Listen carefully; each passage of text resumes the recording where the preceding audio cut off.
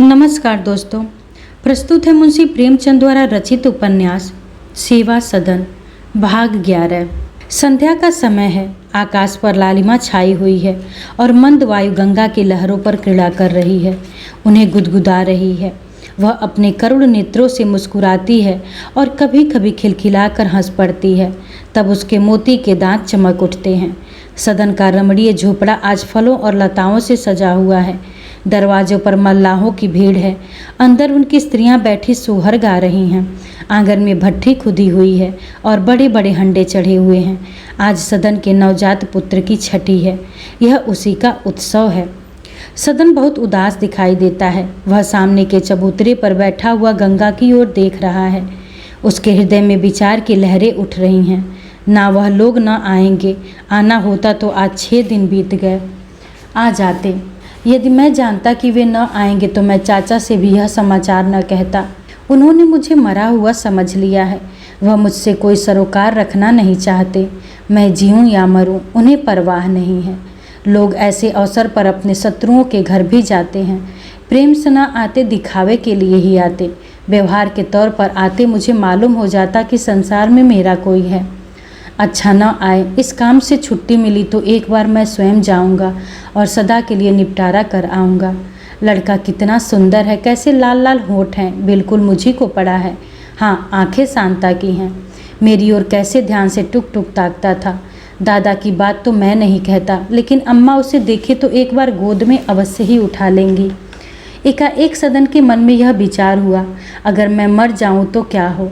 इस बालक का पालन कौन करेगा? कोई नहीं। नहीं, मैं मर जाऊं तो दादा को अवश्य उस पर दया आएगी।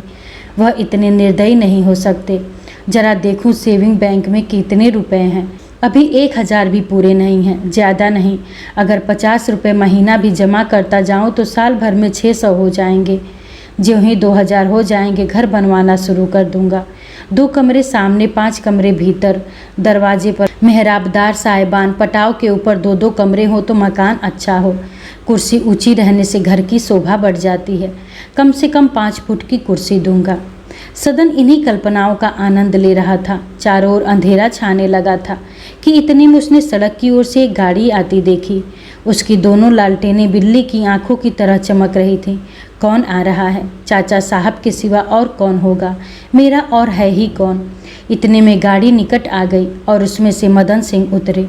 उस गाड़ी के पीछे एक और गाड़ी थी। सुभद्रा और भामा उसमें से उतरी। सदन की दोनों बहनें भी थीं।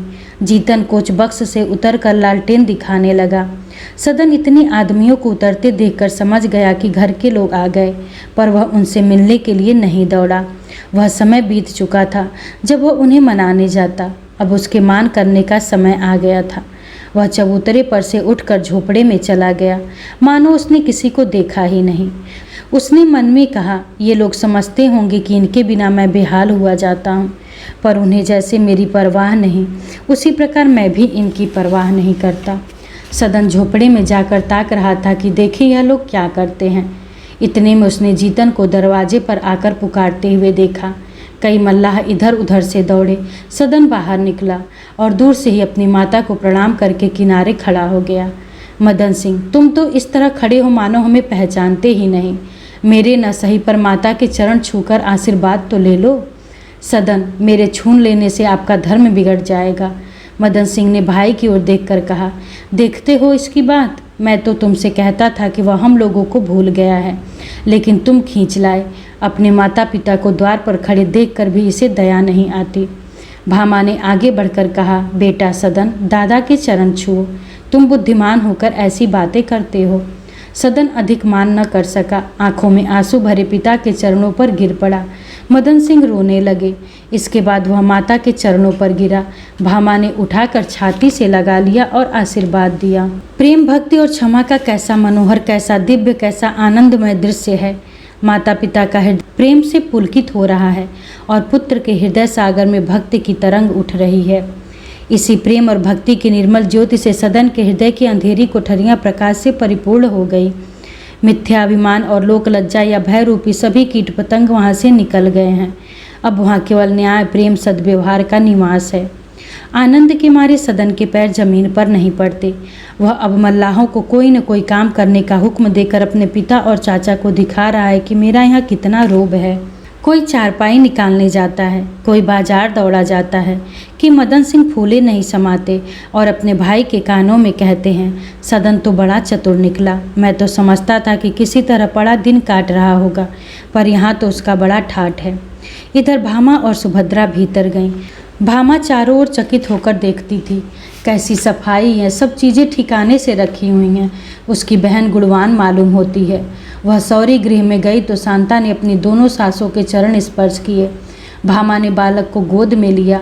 उसे ऐसा मालूम हुआ मानो वह कृष्ण का ही अवतार है। उसकी आंखों से आनंद के आंसू बहने लगे। थोड़ी देर में मदन सिंह से आकर कहा, और जो कुछ हो पर तुमने बहु बड़ी रूपवती पाई है। गुलाब का फूल है और बालक तो साक्षात भगवान का अवतार ही है। मदन सिंह ऐसा तेजस्वी न होता तो मदन सिंह को खींच कैसे लाता। भामा बहु बड़ी सुशील मालूम होती है।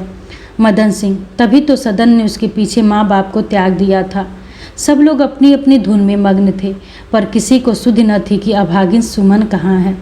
सुमन गंगा तट पर संध्या करने गई थी। जब वह लौटी तो उसे झोपड़े के द्वार पर गाड़ियाँ खड़ी दिखाई दी। दरवाजे पर कई आदमी बैठे थे। पद्म सिंह को पहचाना, समझ गई कि सदन के पिता आ गए। वह आगे न बढ़ सकी। उसके पैरों में बेड़ी सी पड़ गई। उसे मालूम हो गया कि अब यहाँ मेरे लिए स्थान नहीं है, अब यहाँ से मेरा नाता टूटता है। वह मूर्तिवत खड़ी सोचने लगी कि कहाँ जाऊँ। इधर 1 मास से शांता और सुमन में बहुत मनमुटाव हो गया था। वही शांता जो विधवाश्रम में दया और शांति की मूर्ति बनी हुई थी, अब सुमन को जलाने और रुलाने पर तत्पर रहती थी। उम्मीदवारी के दिनों में हम जितने विनयशील और कर्तव्य परायण होते हैं, उतने ही अगर जगह पाने पर बने रहें तो हम देवतुल्य हो जाएं। उस समय शांता को सहानुभूति की जरूरत थी। प्रेम की आकांक्षा ने उसके चित्त को उदार, कोमल, नरम बना दिया था, पर अब अपना प्रेम रत्न पाकर किसी दरिद्र से धनी हो जाने वाले मनुष्य के भांति उसका हृदय कठोर हो गया था। उसे यह भय खाया जाता था कि सदन कहीं सुमन के जाल में न फंस जाए। सुमन की पूजा पाठ, श्रद्धा, भक्ति का उसकी दृष्टि में कुछ भी मूल्य न था। वह इसे पाखंड समझती थी। सुमन सिर में तेल मलने या साफ कपड़ा पहनने के लिए तरस जाती थी। वह सुमन के आचार व्यवहार को बड़ी तीव्र दृष्टि से देखती रहती थी। सदन से जो कुछ कहना होता सुमन शांता से कहती। यहाँ तक कि शांता भोजन के समय भी रसोई में किसी न किसी बहाने आ बैठती थी। वह अपने प्रसव काल के पहले सुमन को किसी भांति वहाँ से टालना चाहती थी, क्योंकि सौरी गृह में बंद होकर वह सुमन की देखभाल न कर सकेगी। उसे और सब कष्ट सहना मंजूर था, पर यह दाह न सही जाती थी। सुमन सब कुछ देखते हुए भी देखती न थी, सब कुछ सुनते हुए भी कुछ न सुनती थी। नदी में डूबते हुए मनुष्य के समान वह इस तिनके के सहारे को भी छोड़ न सकती थी। वह अपना जीवन मार्ग स्थिर न कर सकती थी, पर इस समय सदन के माता पिता को यहाँ देखकर उसे यह सहारा छोड़ना पड़ा। इच्छा शक्ति जो कुछ न कर सकती थी वह इस अवस्था ने कर दिखाया। वह पांव दबाती हुई धीरे धीरे झोपड़े के पिछवाड़े आई और कान लगाकर सुनने लगी कि देखो यहाँ लोग मेरी कुछ चर्चा तो नहीं कर रहे हैं। आधे घंटे तक वह इसी प्रकार खड़ी रही। भामा और सुभद्रा इधर उधर की बातें कर रही थी। अंत में भामा ने कहा, क्या अब इसकी बहन यहाँ नहीं रहती? सुभद्रा, रहती क्यों नहीं है, वह कहाँ जाने वाली है? भामा, दिखाई नहीं देती। सुभद्रा, किसी काम से गई होगी, घर का सारा काम तो वही संभाले हुए है। भामा, आए तो कह देना कि कहीं बाहर लेट रहे, सदन उसी का बनाया खाता होगा। शांता सौरी गृह में से बोली, नहीं, अभी तक तो मैं ही बनाती रही हूँ, आजकल वह अपने हाथ से बना लेते हैं। भामा, तब भी घड़ा बर्तन तो वह छूती ही रही होगी, यह घड़ा फेंकवा दो, बर्तन फिर से धुल जाएंगे। सुभद्रा, बाहर कहाँ सोने की जगह है? भामा, हो चाहे न हो, लेकिन यहाँ मैं उसे सोने न दूंगी, वैसी स्त्री का क्या विश्वास। सुभद्रा, नहीं दीदी, वह अब वैसी नहीं है, वह नेम धर्म से रहती है। भामा, चलो, यह बड़ी नेम धर्म से रहने वाली है, 7 घाट का पानी पी के आज नेम वाली बनी है। देवता की मूरत टूट कर फिर नहीं जुड़ती, वह अब देवी बन जाए तब भी मैं विश्वास न करूं। सुमन इससे ज़्यादा न सुन सकी। उसे ऐसा मालूम हुआ मानो किसी ने लोहा लाल करके उसके हृदय में चुभा दिया। उल्टे पांव लौटी और उसी अंधकार में एक ओर चल पड़ी। अंधेरा खूब छाया हुआ था, रास्ता भी अच्छी तरह न सूझता था, पर सुमन गिरती पड़ती चली जाती थी, मालूम नहीं कहाँ किधर। वह अपने होश में न थी। लाठी खाकर घबराए हुए कुत्ते के समान वह मूर्छावस्था में लुढ़कती जा रही थी। संभलना चाहती थी पर संभल न सकती थी। यहाँ तक कि उसके पैरों में एक बड़ा सा कांटा चुभ गया। वह पैर पकड़कर बैठ गई, चलने की शक्ति न रही। उसने बेहोशी के बाद होश में आने वाले मनुष्य के समान इधर उधर चौंक कर देखा। चारों ओर सन्नाटा था, गहरा अंधकार छाया हुआ था। केवल सियार अपना राग अलाप रहे थे। यहाँ मैं अकेली हूँ, यह सोचकर सुमन के रोए खड़े हो गए। अकेलापन किसे कहते हैं यह उसे आज मालूम हुआ, लेकिन यह जानते हुए भी कि यहाँ कोई नहीं है, मैं ही अकेली हूँ। उसे अपने चारों ओर नीचे ऊपर नाना प्रकार के जीव आकाश में चलते हुए दिखाई देते थे। यहाँ तक कि उसने घबराकर आंखें बंद कर ली। निर्जनता कल्पना को अत्यंत रचनाशील बना देती है। सुमन सोचने लगी, मैं कैसी अभागिन हूँ। और तो और अपनी सगी बहन भी अब मेरी सूरत नहीं देखना चाहती। उसे कितना अपनाना चाहा पर वह अपनी न हुई। मेरे सिर कलंक का टीका लग गया और वह अब धोने से नहीं धुल सकता। मैं उसको या किसी को दोष क्यों दूं? यह सब मेरे कर्मों का फल है। आह, एड़ी में कैसी पीड़ा हो रही है। यह कांटा कैसे निकलेगा? भीतर उसका एक टुकड़ा टूट गया है। लहू कैसा टपक रहा है। नहीं, मैं किसी को दोष नहीं दे सकती। बुरे कर्म तो मैंने किए हैं, उनका फल कौन भोगेगा? विलास लालसा ने मेरी यह दुर्गत की। कैसी अंधी हो गई थी। केवल इंद्रियों के सुख भोग के लिए अपनी आत्मा का नाश कर बैठी। मुझे कष्ट अवश्य था। मैं गहने कपड़े को तरसती थी, अच्छे भोजन को तरसती थी, प्रेम को तरसती थी। उस समय मुझे अपना जीवन दुखमय दिखाई देता था, पर वह अवस्था भी तो मेरे पूर्व जन्म के कर्मों का ही फल था। और क्या ऐसी स्त्रियां नहीं हैं जो उससे कहीं अधिक कष्ट झेल कर भी अपनी आत्मा की रक्षा करती हैं? दमयंती पर कैसे कैसे दुख पड़े। सीता को रामचंद्र ने घर से निकाल दिया। वह बरसों जंगलों में नाना प्रकार के क्लेश उठाती रही। सावित्री ने कैसे कैसे दुख सहे, पर वह धर्म पर दृढ़ रही। उतनी दूर क्यों जाऊं? मेरे ही पड़ोस में कितनी स्त्रियां रो रो कर दिन काट रही थी। अमोला में वह बेचारी अहिरिन कैसी विपत्ति झेल रही थी। हाय, इसी सुंदरता ने मेरी मिट्टी खराब की। मेरे सौंदर्य के अभिमान ने मुझे यह दिन दिखाया। हाँ प्रभु, तुम सुंदरता देकर मन को चंचल क्यों बना देते हो? मैंने सुंदर स्त्रियों को प्रायः चंचल ही पाया। कदाचित ईश्वर इस युक्ति से हमारी आत्मा की परीक्षा करते हैं, अथवा जीवन मार्ग में सुंदरता रूपी बाधा डालकर उसे चमकाना चाहते हैं। पर हाँ, अज्ञानवश हमें कुछ नहीं सूझता। यह आग हमें जला डालती है, वह बाधा हमें विचलित कर देती है। यह कैसे बंद हो, न जाने किस चीज़ का कांटा था। जो कोई आके मुझे पकड़ ले और यहाँ चिल्लाऊं तो कौन सुनेगा? कोई नहीं। यह न विलास प्रेम का दोष है, न सुंदरता का दोष है। यह सब मेरे अज्ञान का दोष है। भगवान, मुझे ज्ञान दो। तुम ही अब मेरा उद्धार कर सकते हो। मैंने भूल की कि विधवा आश्रम में गई। सदन के साथ रहकर भी मैंने भूल की। मनुष्यों से अपने उद्धार की आशा रखना व्यर्थ है। ये आप ही मेरी तरह अज्ञानता में पड़े हुए हैं। ये मेरा उद्धार क्या करेंगे? मैं आपकी शरण में जाऊंगी, लेकिन कैसे जाऊं? कौन सा मार्ग है? 2 साल से धर्म ग्रंथों को पढ़ती हूँ, पर कुछ समझ में नहीं आता। ईश्वर, तुम्हें कैसे पाऊँ? मुझे इस अंधकार से निकालो। तुम दिव्य हो, ज्ञानमय हो, तुम्हारे प्रकाश में संभव है यह अंधकार विछिन्न हो जाए। यह पत्तियाँ क्यों खड़खड़ा रही हैं? कोई जानवर तो नहीं आता? नहीं, कोई अवश्य आता है। सुमन खड़ी हो गई। उसका चित्त दृढ़ था, वह निर्भय हो गई थी। सुमन बहुत देर तक विचारों में मग्न रही। उसके हृदय को शांति न होती थी। आज तक उसने इस प्रकार कभी आत्म विचार नहीं किया था। इस संकट में पड़कर उसकी सदिच्छा जागृत हो गई थी। रात बीत चुकी थी। बसंत की शीतल वायु चलने लगी। सुमन ने साड़ी समेट ली और घुटनों पर सिर रख लिया। उसे वह दिन आया जब इसी ऋतु में इसी समय वह अपने पति के द्वार पर बैठी हुई सोच रही थी कि कहाँ जाऊँ। उस समय वह विलास की आग में जल रही थी। आज भक्ति की शीतल छाया ने उसे आश्रय दिया था। एकाएक उसकी आंखें झपक गईं। उसने देखा गजानंद मृग चर्म धारण किए उसके सामने खड़े दयापूर्ण नेत्रों से उसकी ओर ताक रहे हैं। सुमन उनके चरणों पर गिर पड़ी और दीन भाव से बोली, स्वामी जी, मेरा उद्धार कीजिए। सुमन ने देखा कि स्वामी जी ने उसके सिर पर दया से हाथ फेरा और कहा, ईश्वर ने मुझे इसीलिए तुम्हारे पास भेजा है। बोलो, क्या चाहती हो? धन? सुमन, नहीं महाराज, धन की इच्छा नहीं। स्वामी, सम्मान। सुमन, नहीं महाराज, सम्मान की भी इच्छा नहीं। स्वामी, भोग विलास। सुमन, महाराज इसका नाम न लीजिए, मुझे ज्ञान दीजिए। स्वामी, अच्छा तो सुनो। सतयुग में मनुष्य की मुक्ति ज्ञान से होती थी, त्रेता में सत्य से, द्वापर में भक्ति से, पर इस कलयुग में इसका केवल एक ही मार्ग है और वह है सेवा। इसी मार्ग पर चलो, तुम्हारा उद्धार होगा। जो लोग तुमसे कहीं दीन दुखी दलित हैं, उनकी शरण में जाओ और उनका आशीर्वाद तुम्हारा उद्धार करेगा। कलयुग में परमात्मा इसी दुख सागर में वास करते हैं। सुमन की आंखें खुल गईं। उसने इधर उधर देखा। उसे निश्चय था कि मैं जागती थी। इतनी जल्दी स्वामी जी कहाँ अदृश्य हो गए। अकस्मात उसे ऐसा प्रतीत हुआ कि सामने पेड़ों के नीचे स्वामी जी लालटेन लिए खड़े हैं।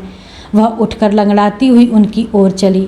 उसने अनुमान किया था कि वृक्ष समूह 100 गज के अंतर पर होगा, पर वह 100 के बदले 200, 300, 400 गज चली गई और वह वृक्ष पुंज और उसके नीचे स्वामी जी लालटेन लिए हुए उतनी ही दूर खड़े थे। सुमन को भ्रम हुआ, मैं सो तो नहीं रही हूँ, यह कोई स्वप्न तो नहीं है। इतना चलने पर भी वह उतनी दूर है। उसने जोर से चिल्लाकर कहा, महाराज आती हूँ, आप जरा ठहर जाइए। उसके कानों में शब्द सुनाई दिए, चली आओ, मैं खड़ा हूँ। सुमन फिर चली, पर 200 कदम चलने पर वह थक कर बैठ गई। वह वृक्ष समूह और स्वामी जी ज्यों के त्यों सामने 100 गज की दूरी पर खड़े थे। भय से सुमन के रोए खड़े हो गए। उसकी छाती धड़कने लगी और पैर थर थर काँपने लगे। उसने चिल्लाना चाहा पर आवाज़ न निकली। सुमन ने सावधान होकर विचार करना चाहा कि यह क्या रहस्य है। मैं कोई प्रेत लीला तो नहीं देख रही हूँ, लेकिन कोई अज्ञात शक्ति उसे उधर खींचे लिए जाती थी, मानो इच्छा शक्ति मन को छोड़कर उसी रहस्य के पीछे दौड़ी जाती है। सुमन फिर चली। अब वह शहर के निकट आ गई। उसने देखा कि स्वामी जी एक छोटी सी झोपड़ी में चले गए और वृक्ष समूह अदृश्य हो गया। सुमन ने समझा उनकी यही कुटी है। उसे बड़ा धीरज हुआ। अब स्वामी जी से अवश्य भेंट होगी, उन्हीं से यह रहस्य खुलेगा। उसने कुटी के द्वार पर जाकर कहा, स्वामी जी, मैं हूँ सुमन। यह कुटी गजानंद की ही थी, पर वह सोए हुए थे। सुमन को कुछ जवाब न मिला। सुमन ने साहस करके कुटी में झांका। आग जल रही थी और गजानंद कंबल ओढ़े सो रहे थे। सुमन को अचंभा हुआ कि यह अभी चले आते हैं, इतनी जल्दी सो कैसे गए, और वह लालटेन कहाँ चली गई। जोर से पुकारा, स्वामी जी। गजानंद उठ बैठे और विचित्र नेत्रों से सुमन को देखा। वह 1 मिनट तक ध्यानपूर्वक उसे देखते रहे, तब बोले, कौन? सुमन? सुमन, हाँ महाराज, मैं हूँ। गजानंद, मैं अभी अभी तुम्हें स्वप्न में देख रहा था। सुमन ने चकित होकर कहा, आप तो अभी अभी कुटी में आए हैं। गजानंद, नहीं, मुझे सोए बहुत देर हुई, मैं तो कुटी से निकला ही नहीं, अभी स्वप्न में तुम्ही को देख रहा था। सुमन, और मैं आप ही के पीछे पीछे गंगा किनारे से चली आ रही हूँ। आप लालटेन लिए मेरे सामने चले आते थे। गजानंद ने मुस्कुराकर कहा, तुम्हें धोखा हुआ। सुमन, धोखा होता तो मैं बिना देखे सुने यहाँ कैसे पहुँच जाती। मैं नदी किनारे अकेले सोच रही थी कि मेरा उद्धार कैसे होगा। मैं परमात्मा से विनय कर रही थी कि मुझ पर दया करो और अपनी शरण में ले लो। इतने में आप वहाँ पहुँचे और मुझे सेवा धर्म का उपदेश दिया। मैं आपसे कितनी ही बातें पूछना चाहती थी, पर आप अदृश्य हो गए। किंतु एक क्षण में मैंने आपको लालटेन लिए थोड़ी दूर खड़े देखा, बस आपके पीछे दौड़ी। यह रहस्य मेरी समझ में नहीं आता, कृपा करके मुझे समझाइए। गजानंद, संभव है ऐसा ही हुआ हो, पर ये बातें अभी तुम्हारी समझ में न आएंगी। सुमन, कोई देवता तो नहीं थे जो आपका वेश धारण कर मुझे आपकी शरण में ले आए हों। गजानंद, यह भी संभव है। तुमने जो कुछ कहा वही मैं स्वप्न में देख रहा था और तुम्हें सेवा धर्म का उपदेश कर रहा था। सुमन, तुम मुझे भली भांति जानती हो। तुमने मेरे हाथों बहुत दुख उठाए हैं, बहुत कष्ट सहे हैं। तुम जानती हो मैं कितनी नीच प्रकृति का अधम जीव हूँ, लेकिन अपनी उन नीचताओं का स्मरण करता हूँ तो मेरा हृदय व्याकुल हो जाता है। तुम आदर के योग्य थी, मैंने तुम्हारा निरादर किया। यह हमारी दुर्वस्था, हमारे दुखों का मूल कारण है। ईश्वर, वह दिन कब आवेगा कि हमारी जात में स्त्रियों का आदर होगा। स्त्री मैले कुचैले फटे पुराने वस्त्र पहनकर, आभूषण विहीन होकर, आधे पेट सूखी रोटी खाकर, झोपड़ी में रहकर मेहनत मजदूरी कर सब कष्टों को सहते हुए भी आनंद से जीवन व्यतीत कर सकती हैं। केवल घर में उसका आदर होना चाहिए, उससे प्रेम होना चाहिए। आदर या प्रेम विहीन महिला महलों में भी सुख से नहीं रह सकती। पर मैं अज्ञान अविद्या के अंधकार में पड़ा हुआ था। अपना उद्धार करने का साधन मेरे पास न था। न ज्ञान था, न विद्या थी, न भक्ति थी, न कर्म की सामर्थ्य थी। मैंने अपने बंधुओं की सेवा करने का निश्चय किया। यही मार्ग मेरे लिए सबसे सरल था। तब से मैं यथाशक्ति इसी मार्ग पर चल रहा हूँ और अब मुझे अनुभव हो रहा है कि आत्मोद्धार के मार्गों में केवल नाम का अंतर है। मुझे इस मार्ग पर चलकर शांति मिली है और मैं तुम्हारे लिए भी यही मार्ग सबसे उत्तम समझता हूँ। मैंने तुम्हें आश्रम में देखा, सदन के घर में देखा, तुम सेवा व्रत में मग्न थी। तुम्हारे लिए ईश्वर से यही प्रार्थना करता था। तुम्हारे हृदय में दया है, प्रेम है, सहानुभूति है और सेवा धर्म की यही मुख्य साधन है। तुम्हारे लिए उसका द्वार खुला है, वह तुम्हें अपनी ओर बुला रहा है। उसमें प्रवेश करो, ईश्वर तुम्हारा कल्याण करेंगे। सुमन को गजानंद के मुखारबिंद पर एक विमल ज्योति प्रकाश दिखाई दिया। उनके अंतःकरण में एक अद्भुत श्रद्धा और भक्ति का भाव उदय हुआ। उसने सोचा, इनकी आत्मा में कितनी दया और प्रेम है। हाय, मैंने इस नर रत्न का तिरस्कार किया। इनकी सेवा में रहती तो मेरा जीवन सफल हो गया होता। बोली, महाराज, आप मेरे लिए ईश्वर रूप हैं। आप ही द्वारा मेरा उद्धार हो सकता है। मैं अपना तन मन आपकी सेवा में अर्पण करती हूँ। यही प्रतिज्ञा एक बार मैंने की थी, अज्ञानतावश उसका पालन न कर सकी। वह प्रतिज्ञा मेरे हृदय से न निकली थी। आज मैं सच्चे मन से यह प्रतिज्ञा करती हूँ। आपने मेरी बाँह पकड़ी थी। यद्यपि मैं पतित हो गई हूँ, पर आप ही अपनी उदारता से मुझे क्षमा दान दीजिए और मुझे सन्मार्ग पर ले जाइए। गजानंद को इस समय सुमन के चेहरे पर प्रेम और पवित्रता की छटा दिखाई दी। वह व्याकुल हो गए। वह भाव जिन्हें उन्होंने बरसों से दबा रखे थे जागृत होने लगे। सुख और आनंद की नवीन भावनाएं उत्पन्न होने लगी। उन्हें अपना जीवन मृदुल, मधुर और आनंदप्रद प्रतीत होने लगा। वह इन कल्पनाओं से भयभीत हो गए। उन्हें शंका हुई कि यदि मेरे मन में यह विचार ठहर गए तो मेरा संयम, वैराग्य और सेवा व्रत इसके प्रवाह में तृण के समान बह जाएंगे। वह बोल उठे, तुम्हें मालूम है कि यहाँ एक अनाथालय खोला गया है? सुमन, हाँ, इसकी कुछ चर्चा तो सुनी है। गजानंद, इस अनाथालय में विशेषकर वही कन्याएं हैं जिन्हें वेश्याओं ने हमें सौंपा है। कोई 50 कन्याएं होंगी। सुमन, यह आपके ही उपदेशों का फल है। गजानंद, नहीं, ऐसा नहीं है। इसका संपूर्ण श्रेय पंडित पद्म सिंह को है। मैं तो केवल उनका सेवक हूँ। इस अनाथालय के लिए एक पवित्र आत्मा की आवश्यकता है और तुम ही वह आत्मा हो। मैंने बहुत ढूंढा पर कोई ऐसी महिला न मिली जो यह काम प्रेम भाव से करे, जो कन्याओं का माता की भांति पालन करे और अपने प्रेम से अकेले उनकी माताओं का स्थान पूरा कर दे। वह बीमार पड़े तो उनकी सेवा करे, उनके फोड़े फुंसियाँ मल मूत्र देखकर घृणा न करे और अपने व्यवहार से उनमें धार्मिक भाव का संचार कर दे कि उनके पिछले कुछ संस्कार मिट जाएं और उनका जीवन सुख से कटे। वात्सल्य के बिना यह उद्देश्य पूरा नहीं हो सकता। ईश्वर ने तुम्हें ज्ञान और विवेक दिया है। तुम्हारे हृदय में दया है, करुणा है, धर्म है और तुम्हें इस कर्तव्य का भार संभाल सकती हो। मेरी प्रार्थना स्वीकार करोगी? सुमन की आंखें सजल हो गई। मेरे विषय में एक ज्ञानी महात्मा का यह विचार है, यह सोचकर चित्त गदगद हो गया। उसे स्वप्न में भी ऐसी आशा न थी कि उस पर इतना विश्वास किया जाएगा और उसे सेवा का ऐसा महान गौरव प्राप्त होगा। उसे निश्चय हो गया कि परमात्मा ने गजानंद को यह प्रेरणा की है। अभी थोड़ी देर पहले वह किसी बालक को कीचड़ लपेटे देखती तो उसकी ओर से मुंह फेर लेती, पर गजानंद ने उस पर विश्वास करके उस घृणा को जीत लिया, उसमें प्रेम का संचार कर दिया।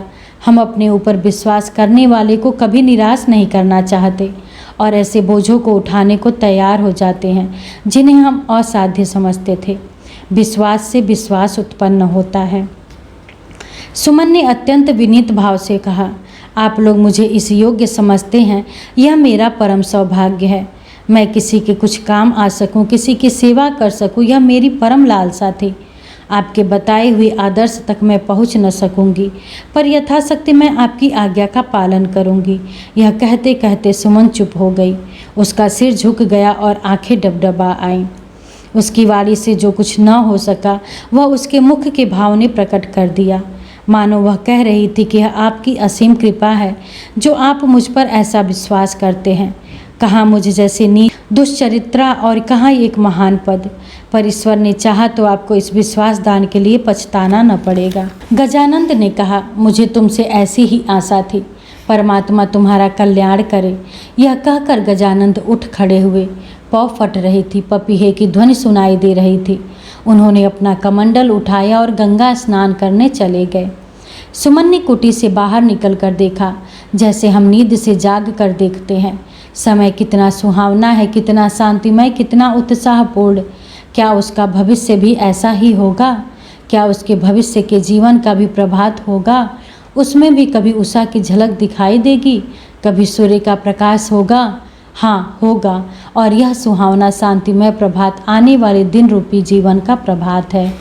1 साल बीत गया। पंडित मदन सिंह पहले तीर्थयात्रा पर उधार खाए बैठे थे। जान पड़ता था सदन के घर आते ही वह एक दिन भी न ठहरेंगे, सीधे बद्रीनाथ पहुंचकर दम लेंगे। पर जब से सदन आ गया, उन्होंने भूलकर भी तीर्थयात्रा का नाम नहीं लिया। पोते को गोद में लिए आसामियों का हिसाब करते हैं, खेतों की निगरानी करते हैं। माया ने और भी जकड़ लिया। हाँ, भामा अब कुछ निश्चिंत हो गई है। पड़ोसियों से वार्तालाप करने का कर्तव्य अपने सिर से नहीं हटाया। शेष कार्य उसने शांता पर छोड़ दिए हैं। पंडित पद्म सिंह ने वकालत छोड़ दी और वह म्यूनिसिपालिटी के प्रधान कर्मचारी हैं। इस काम में उन्हें बहुत रुचि है। शहर दिनों दिन उन्नति कर रहा है। साल के भीतर ही कई नई सड़कें, नए बाग तैयार हो गए हैं। उनका इरादा है कि इक्के और गाड़ी वालों के लिए शहर के बाहर एक मोहल्ला बनवा दें।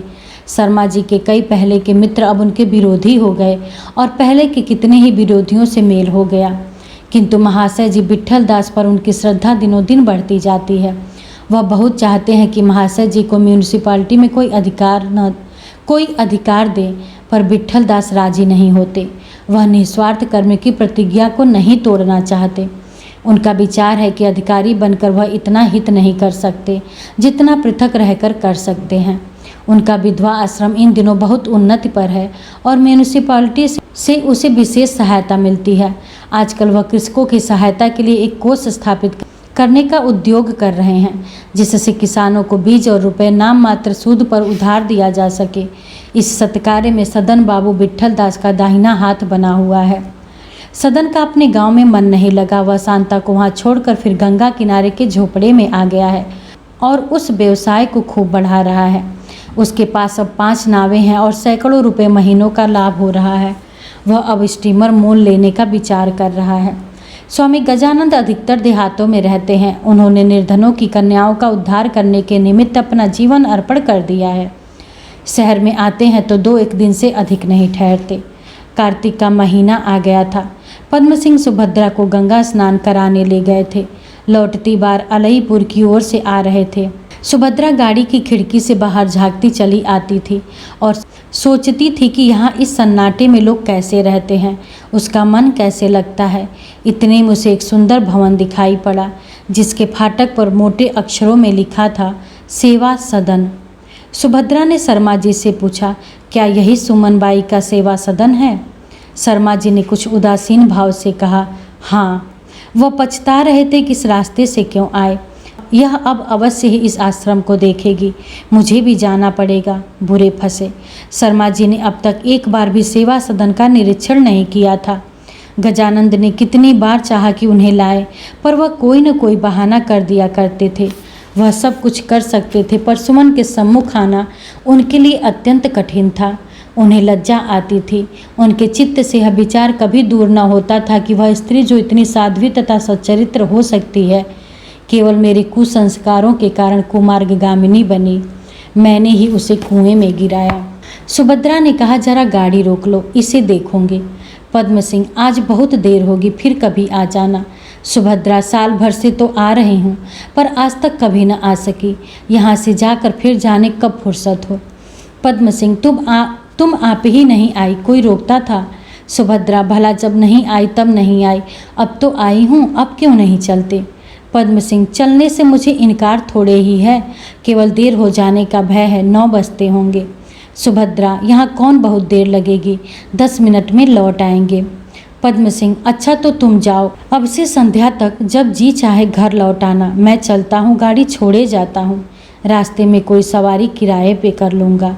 सुभद्रा, तो इसकी क्या आवश्यकता है, तुम यहीं बैठे रहो, मैं अभी लौट आती हूँ। पद्म सिंह, गाड़ी से उतरकर मैं चलता हूँ, जब जी चाहे आ जाना। सुभद्रा इस हीले हवाले का कारण समझ गई। उसने जगत में कितनी ही बार सेवा सदन की प्रशंसा पढ़ी थी। पंडित प्रभाकर राव की इन दिनों सेवा सदन पर बड़ी दया दृष्टि थी। अतएव सुभद्रा को इस आश्रम से प्रेम सा हो गया था और सुमन के प्रति उसके हृदय में भक्ति उत्पन्न हो गई थी। वह सुमन को इस नई अवस्था में देखना चाहती थी। उसको आश्चर्य होता था कि सुमन इतने नीचे गिरकर कैसे ऐसे विदुषी हो गई कि पत्रों में उसकी प्रशंसा छपती है। उसके जी में तो आया कि पंडित जी को खूब आड़े हाथों लूं, पर साइस खड़ा था इसलिए कुछ न बोल सकी। गाड़ी से उतरकर आश्रम में दाखिल हुई। वह ज्यों ही बरामदे में पहुंची कि एक स्त्री ने भीतर जाकर सुमन को उनके आने की सूचना दी और एक क्षण में सुभद्रा ने सुमन को आते देखा। वह उस केशहीना आभूषण विहीना सुमन को देखकर चकित हो गई। उसमें न वह कोमलता थी, न वह चपलता, न वह मुस्कुराती हुई आंखें, न हंसते हुए होंठ। रूप लावण्य की जगह पवित्रता की ज्योति झलक रही थी। सुमन निकट आकर सुभद्रा के पैरों पर गिर पड़ी और सजल नयन होकर बोली, बहू जी, आज मेरे धन्य भाग्य है कि आपको यहाँ देख रही हूँ। सुभद्रा की आंखें भर आई। उसने सुमन को उठाकर छाती से लगा लिया और गदगद स्वर से कहा, बाई जी, आने का तो बहुत जी चाहता था, पर आलस्यवश अब तक न आ सकी थी। सुमन, शर्मा जी भी हैं या आप अकेले ही आई हैं? सुभद्रा, साथ तो थे पर उन्हें देर होती थी, इसलिए वह दूसरी गाड़ी करके चले गए। सुमन ने उदास होकर कहा, देर तो क्या होती थी, वह यहाँ आना ही नहीं चाहते थे। मेरा अभाग्य, दुख केवल यह है कि जिस आश्रम के वह स्वयं जन्मदाता हैं, उससे मेरे कारण उन्हें इतनी घृणा है। मेरे हृदय से अभिलाषा थी कि एक बार तुम और वह दोनों यहाँ आते। आधी तो आज पूरी हुई, शेष भी कभी न कभी पूरी होगी। वह मेरे उद्धार का दिन होगा। यह कहकर सुमन ने सुभद्रा को आश्रम दिखाना शुरू किया। भवन में 5 बड़े कमरे थे। पहले कमरे में लगभग 30 बालिकाएं बैठी हुई कुछ पढ़ रही थीं। उनकी अवस्था 12 वर्ष से 14 वर्ष थी। अध्यापिका ने सुभद्रा को देखते ही आकर उससे हाथ मिलाया। सुमन ने दोनों का परिचय कराया। सुभद्रा को यह सुनकर बड़ा आश्चर्य हुआ कि वह महिला रुस्तम भाई बैरिस्टर की सुयोग्य पत्नी है। नित्य 2 घंटे के लिए आश्रम में आकर इन युवतियों को पढ़ाया करती हैं। दूसरे कमरे में इतनी ही कन्याएं थीं। उनकी अवस्था 8 से लेकर 12 वर्ष थी। उनमें कोई कपड़े काटती थी, कोई सीती थी और कोई अपने पास वाली लड़की को चिकोटी काटती थी। यहाँ कोई अध्यापिका न थी। एक बूढ़ा दर्जी काम कर रहा था। सुमन ने कन्याओं के तैयार किए हुए कुर्ते, जैकेट आदि सुभद्रा को दिखाए। तीसरे कमरे में 15-20 छोटी छोटी बालिकाएं थीं। कोई 5 वर्ष से अधिक की न थी। उनमें कोई गुड़िया खेलती थी, कोई दीवारों पर लटकती हुई तस्वीरें देखती थी। सुमन आप ही इस कक्ष की अध्यापिका थी। सुभद्रा यहाँ से सामने वाले बगीचे में आकर इन्हीं लड़कियों के लगाए हुए फूल पत्ते देखने लगी। कई कन्याएं वहाँ आलू गोभी की क्यारियों में पानी दे रही थी। उन्होंने सुभद्रा को सुंदर फूलों का एक गुलदस्ता भेंट किया। भोजनालय में कई कन्याएं बैठी भोजन कर रही थी। सुमन ने सुभद्रा को इन कन्याओं के बनाए हुए अचार, मुरब्बे आदि दिखाए। सुभद्रा को यहाँ का सुप्रबंध, शांति और कन्याओं का शील स्वभाव देखकर बड़ा आनंद हुआ। उसने मन में सोचा, सुमन इतने बड़े आश्रम को अकेले कैसे चलाती होगी? मुझसे तो कभी न हो सकता। कोई लड़की मलिन या उदास नहीं दिखाई देती। सुमन ने कहा, मैंने यह भार अपने ऊपर ले तो लिया, पर मुझ में उसके संभालने की शक्ति नहीं है। लोग जो सलाह देते हैं वही मेरा आधार है। आपको भी जो कुछ त्रुटि दिखाई दे वह कृपा करके बता दीजिए, इससे मेरा उपकार होगा। सुभद्रा ने हंसकर कहा, बाई जी, मुझे लज्जित न करो। मैंने तो जो कुछ देखा है उसी से चकित हो रही हूँ। तुम्हें सलाह क्या दूंगी? बस इतना ही कह सकती हूँ कि ऐसा अच्छा प्रबंध विधवा आश्रम का भी नहीं है। सुमन आप संकोच कर रही है।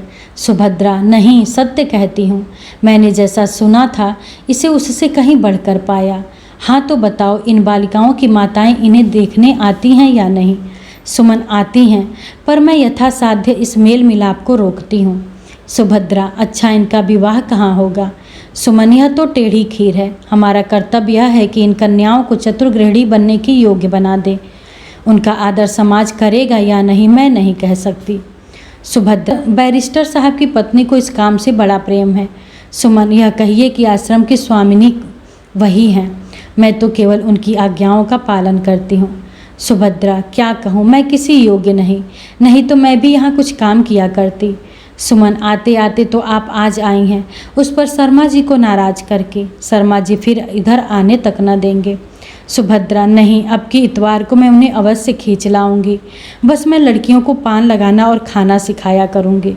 सुमन हंसकर, इस काम में आप कितनी ही लड़कियों को अपने से निपुण पाएंगी। इतने में 10 लड़कियां सुंदर वस्त्र पहने हुए आईं और सुभद्रा के सामने खड़ी होकर मधुर स्वर में गाने लगी। हे जगत पिता जगत प्रभु, मुझे अपना प्रेम और प्यार दे। तेरी भक्ति में लगे मन मेरा, विषय कामना को विसार दे। सुभद्रा यह गीत सुनकर बहुत प्रसन्न हुई और लड़कियों को 5 रुपये इनाम दिया। जब वह चलने लगी तो सुमन ने करुण स्वर से कहा, मैं इसी रविवार को आपकी राह देखूंगी। सुभद्रा, मैं अवश्य आऊंगी। सुमन, शांता तो कुशल से है? सुभद्रा, हाँ, पत्र आया था। सदन तो यहाँ नहीं आए? सुमन, नहीं, पर 2 रुपये मासिक चंदा भेज दिया करते हैं। सुभद्रा, आप बैठिए, मुझे आज्ञा दीजिए। सुमन, आपके आने से मैं कृतार्थ हो गई। आपकी भक्ति, आपका प्रेम, आपकी कार्यकुशलता, किस किस की बड़ाई करूं। आप वास्तव में स्त्री समाज का श्रृंगार हैं। सजल नेत्रों से मैं तो अपने को आपकी दासी समझती हूँ। जब तक जीऊँगी आप लोगों का यश मनाती रहूँगी। मेरी बाह पकड़ी और मुझे डूबने से बचा लिया। परमात्मा आप लोगों का सदैव कल्याण करे। धन्यवाद।